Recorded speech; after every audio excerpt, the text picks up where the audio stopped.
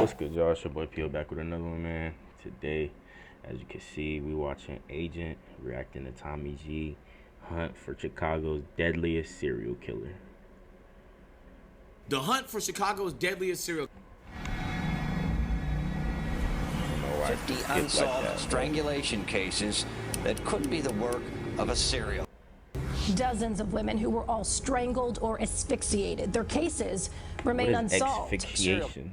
On the loose in Chicago. A lady by the name of Tamala Edwards. Why y'all trying to guess who it is? 2210 in a garbage can just like this. In this we don't know. 20 years ago. Their bodies were found in vacant lots, abandoned buildings, and alleys, dumped in garbage cans, and some even set on fire. Why do you think they specifically targeted? I'm not saying a rapper can't do that. Have you ever been abducted? Yeah.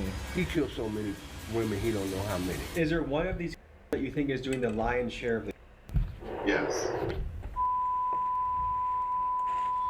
In today's episode, we are investigating the infamous Chicago Strangler, killer who some experts say has taken the lives of between 50 and 70 women over a nearly 2-decade period, making this person one of the most prolific serial killers in American history. The killer's MO seems to be this. He tends to hunt primarily black women, many of them who are sex workers, and he kills them by strangulation after he lures them into alleyways on the south and west sides of Chicago. The question right off the bat is this: why isn't this being discussed more? Because I'm guessing for many of you watching, this is your first time hearing of a guy who, to put it in perspective, may have 3 to 4 times more people than Jeffrey Dahmer. To properly dive into this, we assembled a cast of experts. First, Mike Hammond, a retired Chicago homicide detective who has put dozens of murderers behind bars in his career. Next, Thomas Hargrove, the founder of the Murder Accountability Project, an organization with the country's most complete accounting of unsolved murders. And Thomas is known as a guy that can algorithmically predict with a high degree of accuracy if a serial killer is in your city. Then we got Reverend Hood,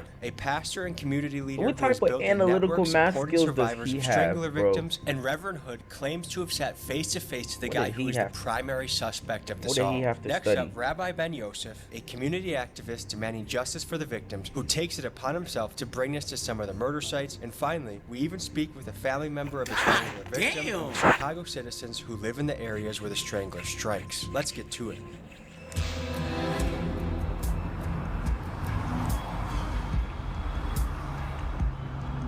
Weak-ass nigga only goes for defenseless, isolated women, bro. Murders, trying to bring black justice women to these victims and their families. In fact, we're very close to a murder site where a murder happened 20 years ago in this alley behind me, and we're going to look into that. How many of these murders are unsolved? Pretty much all of them have been unsolved. And how many are we talking? We're talking 51 plus. In 2004, Tamala Edwards was murdered right here in this alley. 51? Her, wrapped her up in a comforter that was then tightly bound with duct tape, and placed her in a garbage can, where she eventually was discovered. A lady by the name of Tamala Edwards was found in 2210 in a garbage can just like this in this alley 20 years ago. Yep. The way how these murders happen is, as you just said, a graphic example of no regard for human life. Alright, now I'm not gonna claim to be a great detective, but in all my fucking life watching CSI and shit like that, why don't they just, if it's 51 fucking murders, maybe we should put a priority on this, right? Yeah, 50 and maybe that looks crazy. Like, damn, I guess it's illegal, so that's why, huh? But in my head, I'm thinking, just create a whole bunch of test dummies. Not test dummies, but like, create bait, right? But have them tracked and followed by the police, okay? And do dozens of them in the area he usually murders. And do that for long enough, you eventually gonna get the nigga, bro. 51? Come on, bro. We have to start trying things a little more extreme at 51, bro. 51? 51, bro. 51 lives, gang. To put a human life within a garbage can, to say. And it's so crazy the way shit gets focused. If a nigga took a car and ran into 51 strangers in a rich suburb, they would have that nigga by the end of the afternoon, bro. I like how Agent thinks about things, it would be bro. all over the news. The whole country would hear about the guy that ran through 51 people with a car. That's facts. But it's like the way people die matters. Because of who they are and how they're dying. For some reason, this is my first time hearing about this shit. 51, bro. I'm going to do this to this person. Just goes to show how horrific and how much an outcry and outrage there should be within the city. That's such a crazy number. What comes to mind when people say the Chicago Strangler? I think it's more than one. We believe that it's more than there's multiple one strangler. I would have felt better if it was said mass murder, something to culminate that more than 51 women got killed. There's certainly not one. We know that. This was also in a 2-decade span. Ah. Oh, that pisses me off, bro. The 51, there's 21 different DNA profiles. We found that the overwhelming majority of these homicides involved women who were strangled or asphyxiated, and their bodies were left out of doors, often in abandoned buildings, empty alleyways. I think something happens to wake that demon up that's in their cranium. And once that demon is woken up, then it goes on the bend of killing women. On the quest to build a profile of who this killer is, let's reference one of the most popular serial killer prediction frameworks, the McDonald Triad, created by psychiatrist John McDonald and used by famous serial killer hunters like Special Agent John Douglas. The 3 behaviors noted in this theory are obsessive fire setting, persistent bedwetting, and cruelty towards animals. This theory has faced pushback by researchers, but what it hones in on is the question on everyone's mind, which is if we can determine the common factors of serial killers, will we be better able to stop and apprehend serial... Wait, you mean to tell me serial killers piss themselves when they sleep? Hey, that's one of the funniest facts I just learned today, man. This theory has faced pushback by researchers, but what it hones in on is the question on everyone's mind, which is if we can determine the common factors of serial killers, will we be better able to stop and apprehend serial killers before they go too far? And they won't stop until that being in their brains settles as a child. down. Oh. Her life matters, that there should be closure for her, and that she should not be silenced because of this, that the community should rally around her because her voice has been silenced. It's very strange to be in a location, Who the fuck sets fires as a kid, bro? That you know someone lost their life in a struggle. You can say whatever you want about her occupation, but she was another human living life, trying to make money and trying to provide. Yep. And to end up in a garbage can is such a horrific crazy way to go out, bro. Disproportionately, these victims are sex workers or have a history of using illegal drugs. I don't know, bro. These don't taste Nigga right. said my brother. We go to great lengths to bring you guys inside scoops on a story. How sketchy would you say this is? It's up there. Look out. Sketchy rating? 10. So is it common in your world to hear women that go missing? Yeah, you hear stuff all the time, like this 30-some-year-old white lady that they found on Lake Cook Road that was like 13 or 16 weeks pregnant when they found her, but she was missing for like 2 days. And then it was 2 weeks before that, somebody else was found near like 5th and Cicero. So I think it's a serial killer killing motherfuckers, right? Mm-hmm. I think they just don't be talking about it like that. People like body parts and stuff coming up, people be finding about a river. That shit is normal. So it's like, how the fuck is that normal? He's got to be 45 to 65. He's definitely a city worker, you know, because he knows the neighborhoods, he knows where the whole stroll is, he knows where to dump these girls. What makes you say for sure city worker? He understands what neighborhoods he can get away with it in and what neighborhoods he can't. And he knows how to move, and he knows probably when the police changes are, shift changes. A lot of the people that get snatched up is like streetwalkers, right? Yeah. So what attracts a streetwalker faster? A white guy with some money, an older white man with some money. So it gotta be an older white male. But he's also targeting girls that are just hooked on shit out here. We asked a serial killer expert, and what he says, if you want to know the color of the killer, look at the color of the victim, and almost always it matches. Our most likely scenario is that there's something like 3 multiple victim killers. 2 are African American and 1 is white. And how do you know that? It's what the evidence suggests. One of the victims had DNA at her crime scene that was recovered, and it matched another sexual assault. The victim survived and described a man who had a mustache and apparently a fake Hispanic accent, but was definitely Caucasian. Have you ever experienced danger on the job? Yeah, so white guy used to like back up, and then literally he would make you take your shoes off, and it would be like dead winter. Like you'll have no shoes in the middle of dead winter trying to like get away. So it's a way to keep you under control in the car. I guess so. You can, yeah, exactly. So most lately, the thing that a lot of people have been doing is having you get in the back seat, and there's like the child safety lock will be on, so you can't get out. That's happened to you before? Yeah. Is that scary? Yeah. What do you do in that situation? It's like your heart sinks, like you just get that feeling. You're the highest risk profession for getting a serial killer. Right. What does that make you think? It's a risk, but sometimes people are like, don't feel like they have a choice, so.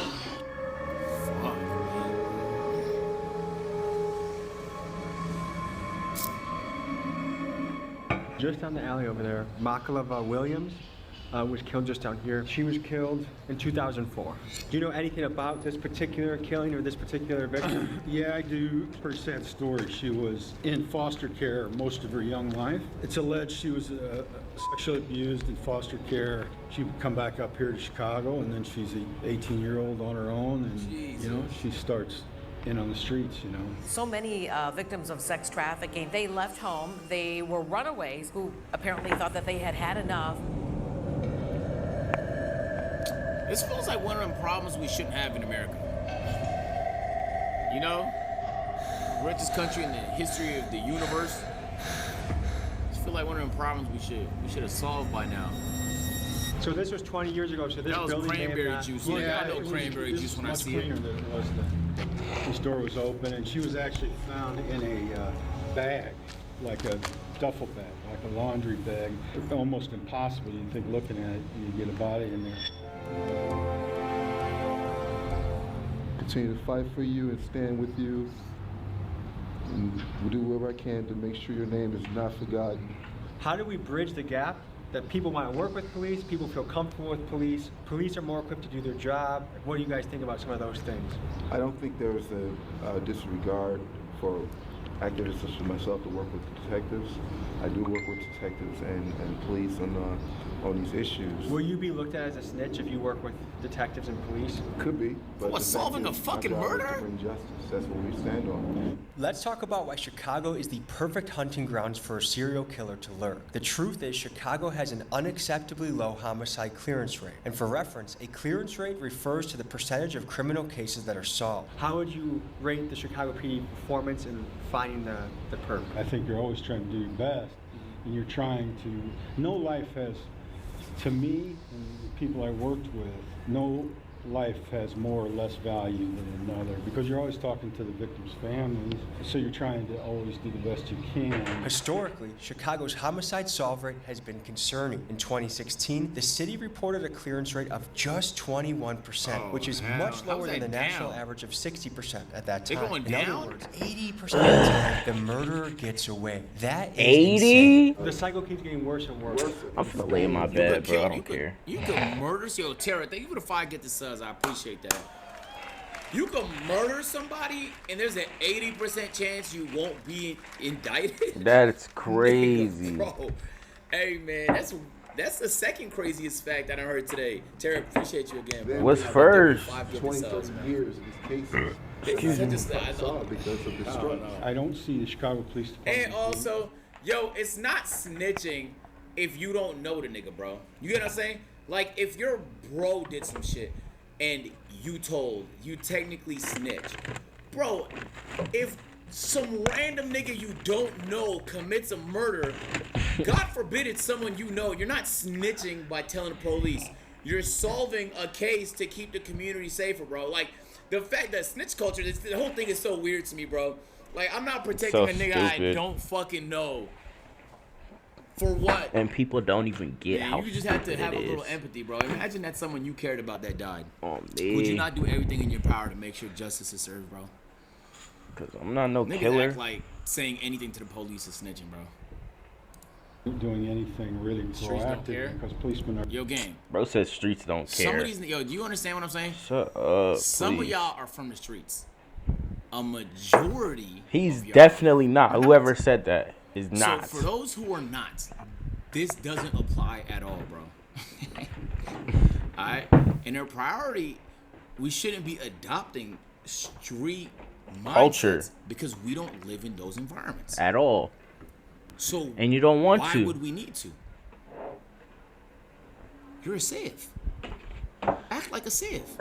They're just simply afraid that they're going to be prosecuted or thrown. That was a nasty sandwich, so I'm gonna make 5,000 police investigations in Illinois are awaiting DNA test results. The backlog is huge, and today at a hearing, lawmakers demanded action on 50 unsolved strangulation cases that could be the work of a serial 50 killer. strangulations is crazy. He's been able to remain undetected for so long because he operated in a perfect storm. First, his victims. He targets women in poor communities working vulnerable jobs like sex work. Sadly, the people he kills don't seem to generate the same uproar that a brutal murder of a suburban lady would. Next, he kills in neighborhoods that already have high crime, thereby allowing his crimes to blend in better due to the police being overloaded with cases to work. And finally, these neighborhoods are places where police trust is quite low, which leads to a general lack of collaboration of citizens willing to work with police and give them helpful information to help solve the crime. What do you guys think in the comments? Have you ever been abducted? Yeah. What was that like? What happened? So I guess there was like 3 brothers, and one of them kidnapped me, brought me back to like this house. I guess they were selling drugs out of because they had like the windows boarded up and you know nothing on the door or whatever, and literally kept me there. I was there 3 days, and just like the guy wouldn't leave, and I just had it like I couldn't leave. Like I think I got McDonald's like one time, so he ended up leaving, and the door guy or person whoever was working the spot, I literally just like threw the board and went flying. He started chasing me. There's like ice, middle of winter, no shoes, went flying down the alley. There was this car coming down the alley with this lady, and I'm like screaming like help me or whatever, and she just like kept going. They don't care. Just leave the windows up, like. Fucking nuts, bro. We're gonna talk to family members of the victims. This is potentially a very painful moment for a lot of these people. I know Chicago actually does some random the victims. unnecessary. Chicago actually does something I wish every city did. For a lot of these. And that's to preserve the coastline, bro, and make it public land. You know, the reason why I say that is because so much of Toronto's coastline is just fucking rich fucks with their big ass mansions. But like the fact that you can just walk this whole thing is so fire to me. Bro, you're chatting? We're talking to family members of the victims. I had to let that one loose, though. It's a very painful moment for a lot of these people. I know when my pop died, I didn't really confront the grief for a long time. And I was challenged by a mentor of mine to journal about it, write it down. And it was a very painful process, but it also was very healing, revisiting the memories. And I think it was a big step in the recovery process of losing somebody. So I'm honored that they're telling us their story, because a lot of news outlets have reached out to them and they're talking to us. So I appreciate that. We're gonna go in and visit them, and we'll see you inside.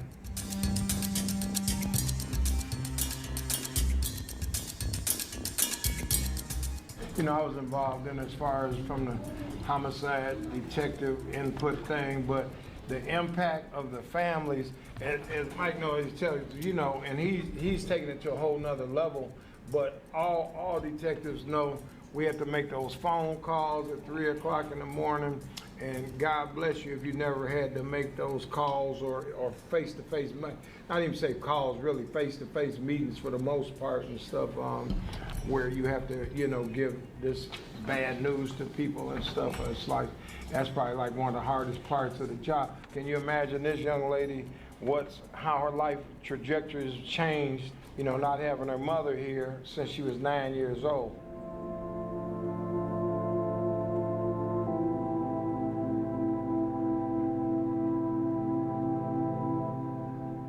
Well, my mother meant the world to me. I love and I really miss my mom. Jesus, it's bro. more so in the back of my mind because Mine I is really crazy, don't bro. try to That's think so about sad. it because it's just too painful just knowing that it is someone out there possibly that's responsible for the death of my mom and also 50 other women. I want her to be remembered as a loving, caring, free spirit, very fun to be around person that loves her children. Why do you think they specifically targeted your mom? I think she was just at the wrong place at that time. She was probably stalked and watched. It was a familiar place, and I feel like, you know, they knew her, seen her there before, so it's a possibility. They felt like, you know, she was some type of target, so yeah, I think that's why. What are the consistencies among the victims that the Chicago Strangler is known for? Definitely strangulation. They have been known for body parts missing, torsos. How do they know it's multiple people? On the people? west side of Chicago. They haven't said. They just said the evidence points to it. A 2-mile radius, the victims he killed. On the south side of Chicago, it could be up to 3 to 4 miles. South side of Chicago is a lot bigger, and we believe the number was a lot higher on the south side of Chicago, because like this guy here either got off the train stop, or somebody that was a professional known in the community to get away with something, like a teacher or, you know, something of that sort that's been known in the community. That's what could be so many gets reasons me why when the I DNA is look different, though. at those deaths. So this person is methodical, and any gaps makes me think he was either in jail or the hospital. Serial killers should never be off the streets. They all should be locked up and the key thrown away. I don't think that there's no help for them. Teeny weeny component of a cell is buried in their cranium, and it is not going to go away unless there's some type of surgery that can be performed on those type of people. Yeah, I low key agree. Like, you have to think about, like, Low key. what does it take? What does it take for you to kill somebody? Do you have to think about, like, you Nah, really for take real. And that's think about how that's crazy just the first step. What does it take for you to kill somebody? That's just the first step. The next step is, what does it take for you to kill multiple people? Why would you kill multiple people? The next step after that is, what would it take for you to consistently kill multiple people? And it's just like, it's gotta be some in your brain, like, something wrong, bro. Concept that is, like, you didn't give life. You can't take life, nigga. Like, the fact that you even think that you have that power, it low-key, like, something really has to be wrong with you mentally, you know? Like, deranged almost. Like you should be away from everybody else forever.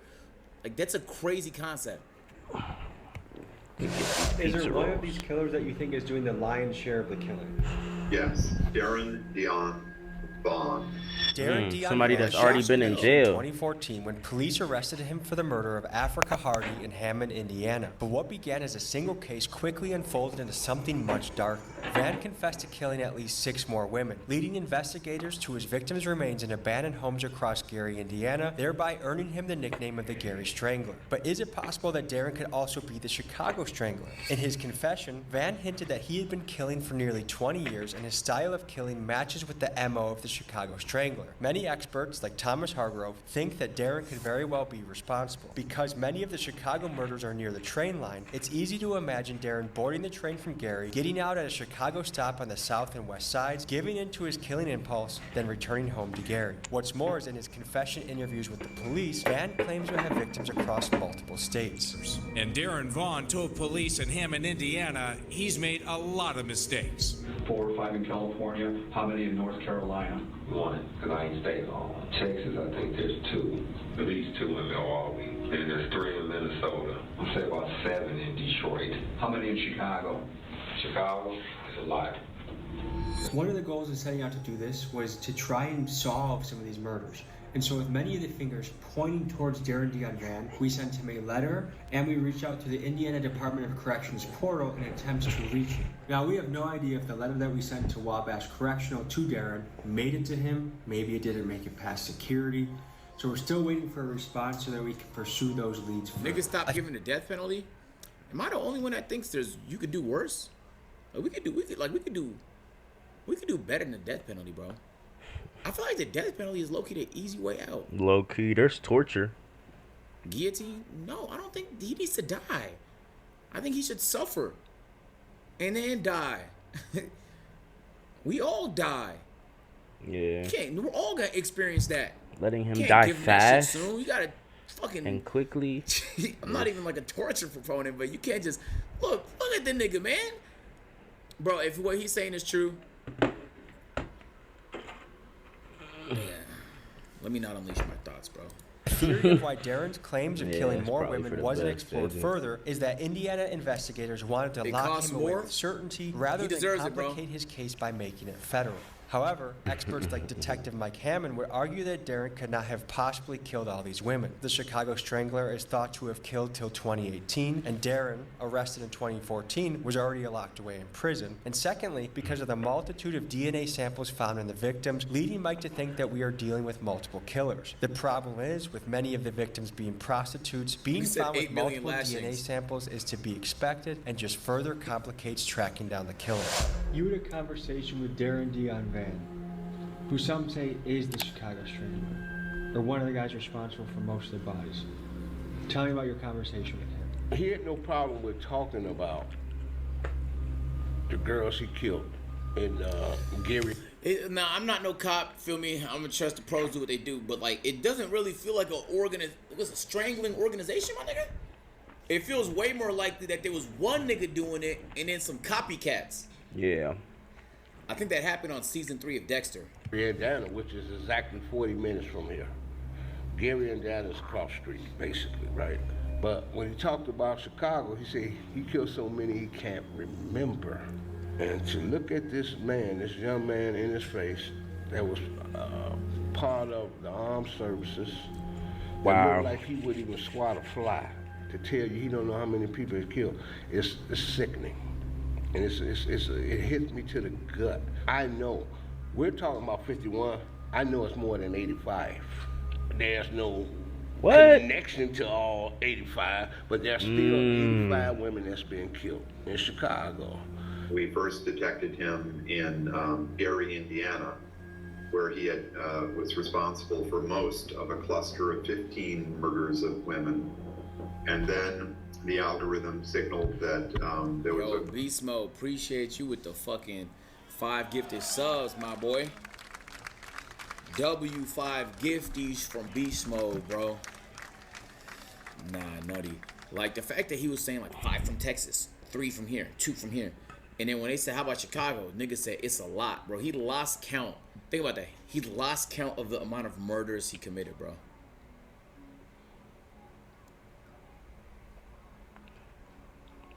They need to put him in the fucking little Guantanamo Bay we seen in El Salvador. very similar cluster occurring in Chicago, a much larger cluster. And those, the Gary, Indiana Put that nigga in murders that go back isolation to the chamber 90s. from El Salvador. But the cluster in Chicago started around 2001. And we think that's when Mr. Vaughn discovered the joys of public transit. We think he took the Chicago Transit Green Line into the city when he had what he called killing urges. Produced a map showing the body recovery sites of these 51. And you'll see a linear pattern of 9 or so victims that occurred right along the Green Line. He has been killing his whole adult life, and he has a difficult time establishing normal relations with women. He speaks to getting killing urges. In fact, you can see his confession at our website. When he gets killing urges, he can't afford his own home, so he was living with his brother and his brother's family. When he would get killing urges, he had to leave. He couldn't stay in the home and possibly harm members of his own family. So Wow. he would leave. He would walk around Gary, Indiana, or he would go further afoot. It was a very random. Whoa, bro. Whoa. I never thought about that. I always thought niggas that killed people didn't feel. But the opposite is crazy. This nigga feels the need to kill? Are you fucking crazy? Murder. He might. Oh, that's grabbed. actually something in his head. Like what is it? What's something some people feel the need to do, but others don't?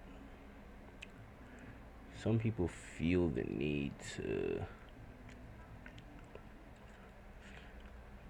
like people with tics, like whatever syndrome or whatever that is, like the tics and stuff, they feel the need to do that probably.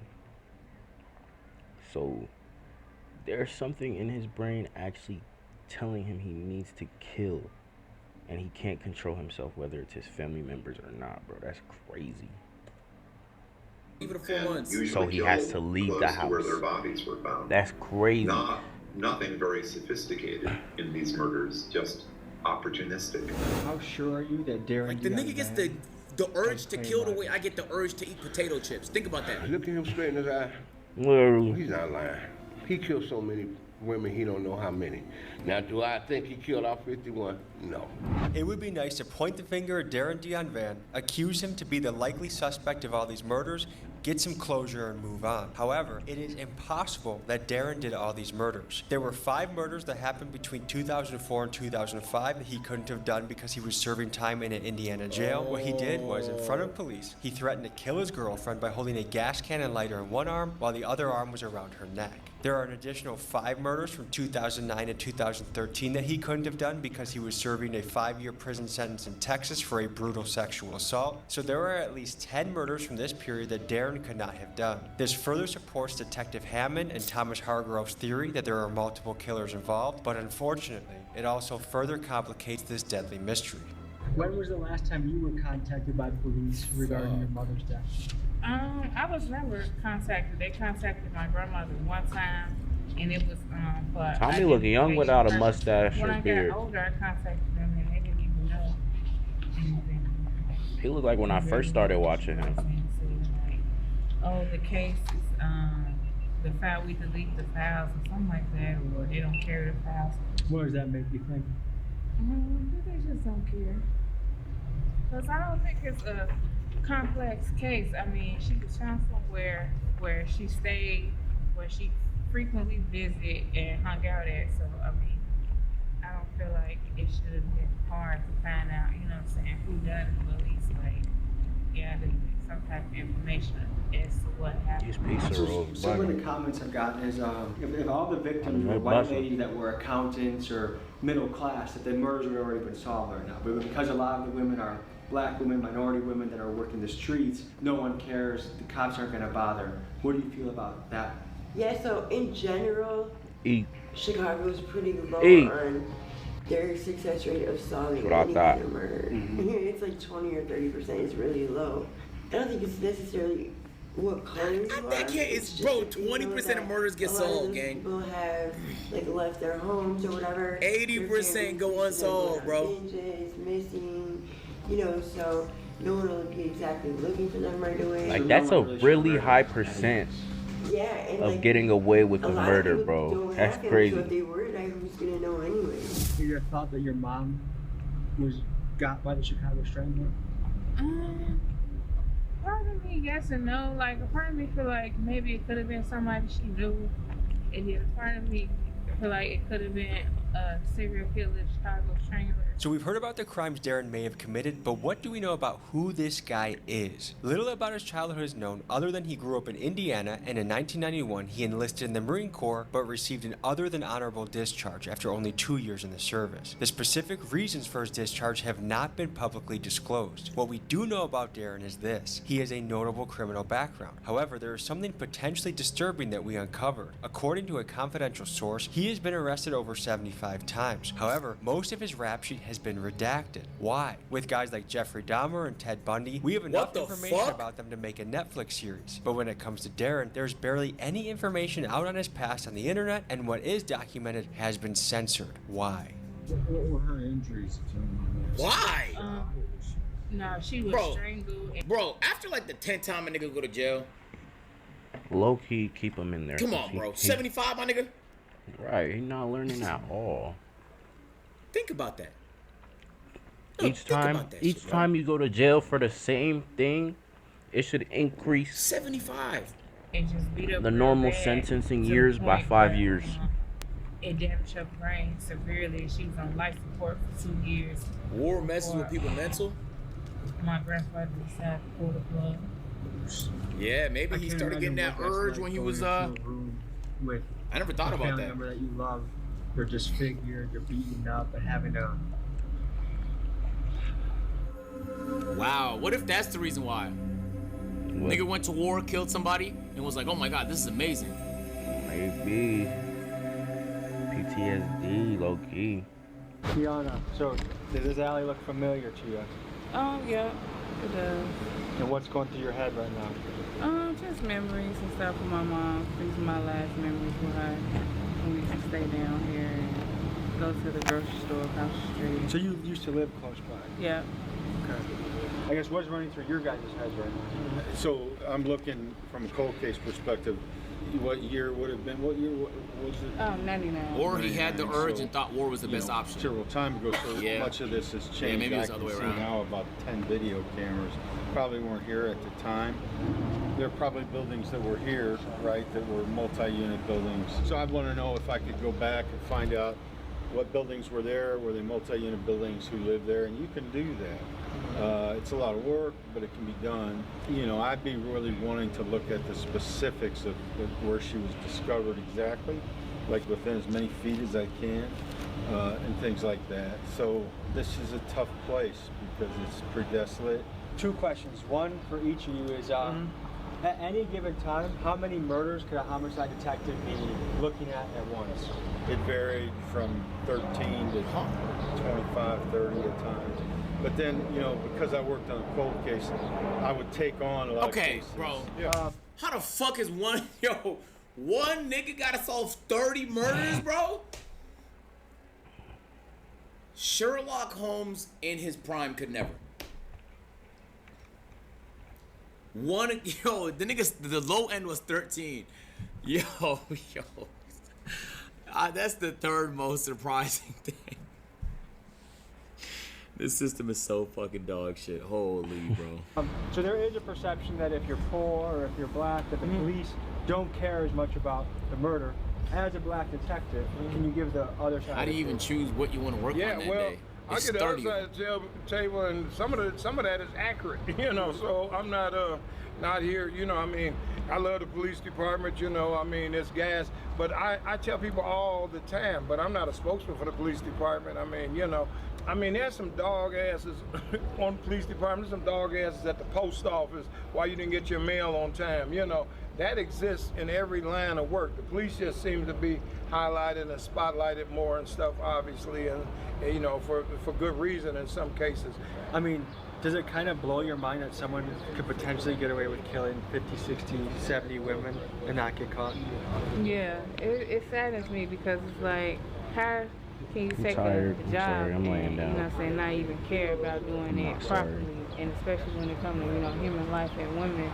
If you could say a message to the Chicago Police Department, what would you tell them? I would just tell them, like, if it's possible, you take a second, you know, look, you know, I know you got other things going on and other things that you do, but this is just important. If you consider... Bro, what could actually... No, Cap. If you're a homicide detective, what could take higher priority than a serial killer who's killed potentially 51, maybe even, according to the other black guy, 81 people, and hasn't been caught? He said 85. Jane, you tell me what homicide case takes a higher priority than that, bro. What do you mean? Like, even the way she's talking about it is like she feels like she's not deserving of this even being considered worth somebody's time. Bro, she won. Bro, they should. It's their job to do it. That's nuts. Across from the strangler, what would you say to the guy? Yeah, I would just ask, like, why? Like, took my mom away, like... And it's crazy asking that because it reminds me of a conversation I had with my dad when I was younger. Do the person, you know, you feel like the person who did it, you know, do they deserve to die or whatever? And I was telling him, like, no, I don't feel like, you know, they deserve to die or whatever. And, you know, I was young back then and stuff like that. But I, you know, now that I'm older, you know, adult, you know, I kind of still feel the same way, you know.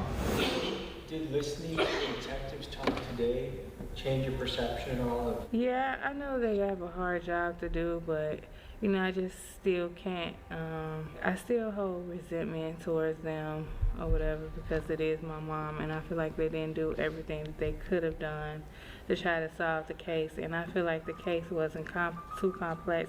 It was things that I feel like that could have been done that wasn't done. Like, and I feel like they didn't care because of race. And do you think closure would make you feel better? Yes, closure would definitely make me feel better. It won't bring justice because my mom isn't here, but definitely just knowing, you know, what happened and why, you know, it happened and why they did this. Even if they say like, oh, I did it because I was high or something.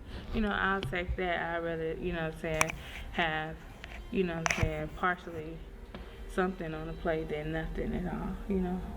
Folks, the reality is there are still many cases, upwards of 50 to 70 women, that have not been solved. And our goal is to bring some closure to these cases. So if you have any connections to the Indiana Department of Corrections or ways of speaking to Darren Dion Van or know anything about these murders that might help solve them, please reach out to me at TommyGMcGee123@gmail.com because our goal is to help these cases become solved. And perhaps, with you, the audience, we can crowdsource this happening. So email me. This is my first time hearing about this shit, bro. Thank you for joining me on this episode, and see you next week. My goodness, man. Yo, Tom, you did great work. No cap. You did great work, my boy. Oh, so you like the video? I'm tired. I'm over here sleeping while this playing. Let me get some rest. I'm out.